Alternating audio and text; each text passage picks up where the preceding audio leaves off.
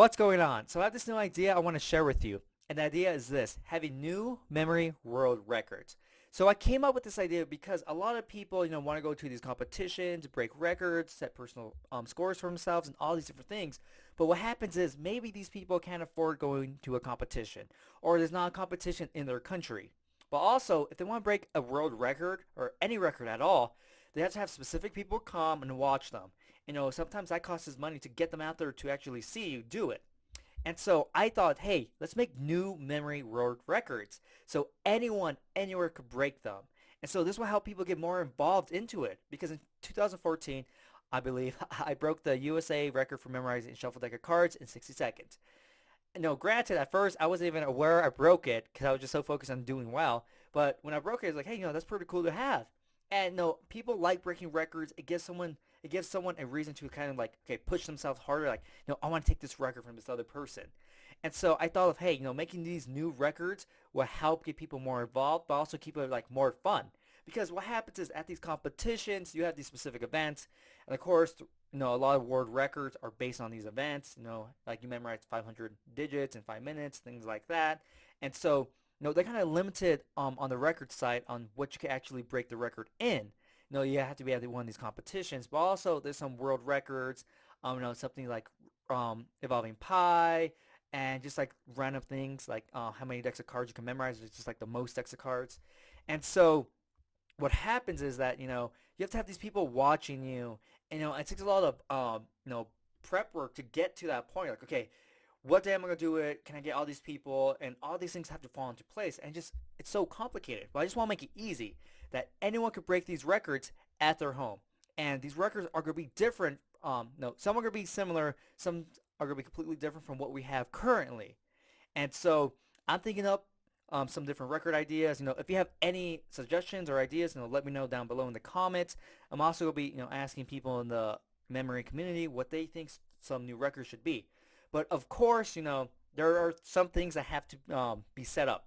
So like one of the first things is, depending on the type of record, the information needs to be able to be created randomly. And so what I mean by that is this. So on the screen, you can see, I'm doing images. So with this program, every time I start a new trial, I'm always gonna get new images in the new order. So so I'll do this. So okay, I have a motorcycle first, and so going through, I have all these different images. So motorcycle, bird feeder. So let me go back to do it again. So this time it's mountains, and the next one is this lighthouse. So it's different from before, right? And so that's really important when it comes to breaking records. That are based on how much information you can remember in a specific time or something like that, because you need to be able to have the information be randomized. Because if you can't, then people are gonna have an advantage if the information is always the same or something like that. So of course, depending on the record, the information needs to be able to be created randomly. Because like you can't really have a record based on vocabulary. How much vocabulary words you can remember in 1 minute, because you don't know which words people know. There's no way to really gauge that. And so even if you have a database of 1 million words, there is no guarantee that that person might not get a word that they know. And so someone might have an unfair advantage in this kind of record, right? Because maybe they're really good at vocabulary, so they have just a slight edge. But when it comes to records, everyone has to be on equal grounds. Someone can have an edge over someone else. It's gonna be all the same. The only edge that comes from is practice. But that's where you're spending a lot of time perfecting your skill. And so depending on the record, some information needs to be created randomly every single time. Others, say for example, how fast you could recall 100 digits of pi. Of course, the person's going to know pi ahead of time, but that's not what's being tested. It's how fast the person can recall it, right?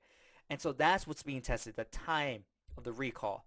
And so, different records have different setups, and I'm going to make a video on what you actually need in order to prove that you broke a record, because of course you can say, hey, I memorized a deck of cards in 2 seconds. Okay, if you don't have proof, then it's really meaningless, right?